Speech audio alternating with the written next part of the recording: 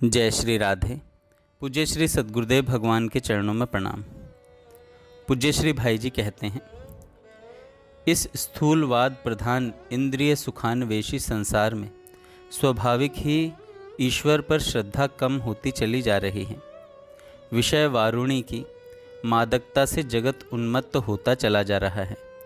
जो लोग अपने को ईश्वरवादी मानते हैं और ईश्वर को सर्वव्यापी सर्व अंतर्यामी कहते हैं, वे भी जब छिपकर पाप करते हैं, मन में पाप वासनाओं को स्थान देते हैं, नहीं सकुचाते, तब यही प्रतीत होता है कि उनका ईश्वर को सर्वव्यापी और सर्व अंतर्यामी भी कहना विडंबना मात्र है।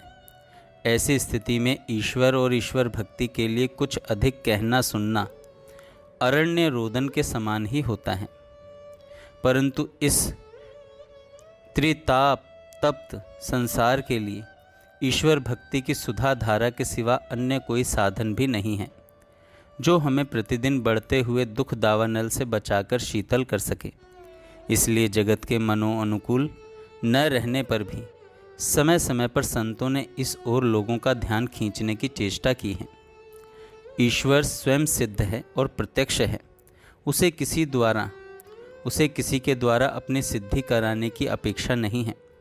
जीव जब तक माया मुग्ध रहता है तब तक उसे नहीं दिखता। जिस दिन उसका भाग्य उदय होता है उस दिन संत महात्माओं की कृपा से उसकी आंखें खुलती हैं। तब वह अपने सामने ही उस विश्व विमोहन मोहन को देखकर मुग्ध हो जाता है। उस समय उसका जो माया का आवरण हटता है वह फिर कभी सामने नहीं आ सकता। वह कृत्य हो जाता है। परंतु माया मुग्ध प्राणी के लिए ऐसा अवसर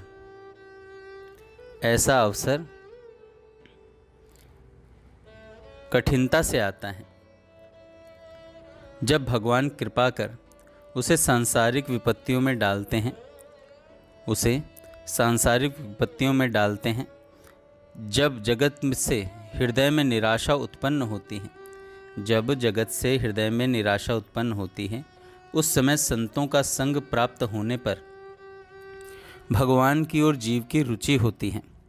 भगवान का स्मरण दुख में अनायास हुआ करता है।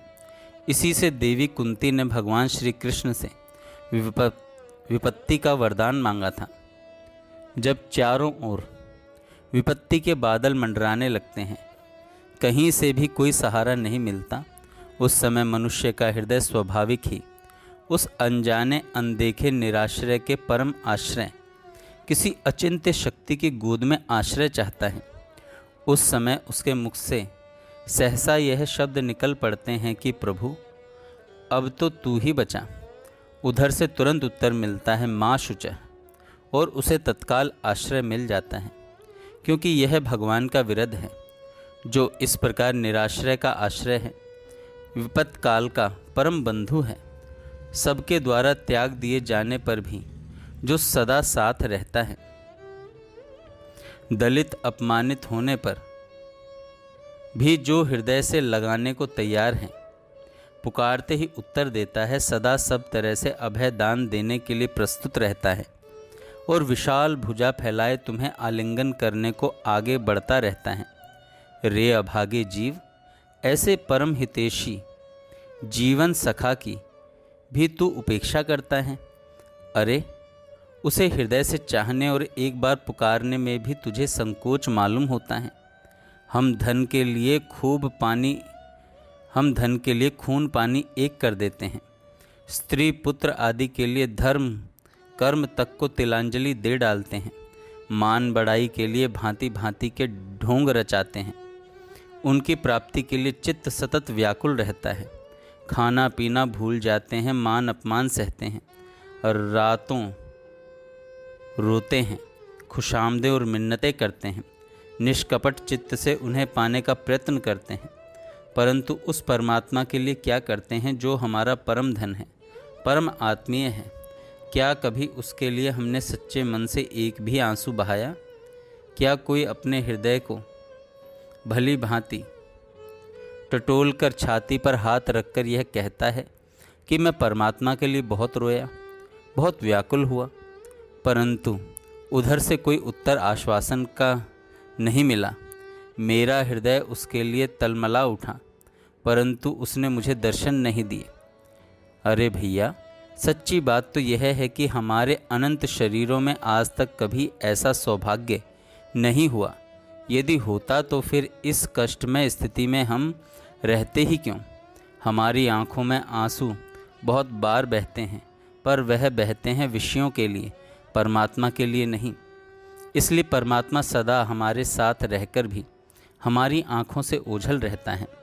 इसी से उस नित्य के संगी को हम कभी नहीं देख पाते। उसको पाने के लिए धर्म कर्म छोड़कर छल कपट पाप करने की आवश्यकता नहीं है। आवश्यकता है केवल छल छोड़कर उसे चाहने की।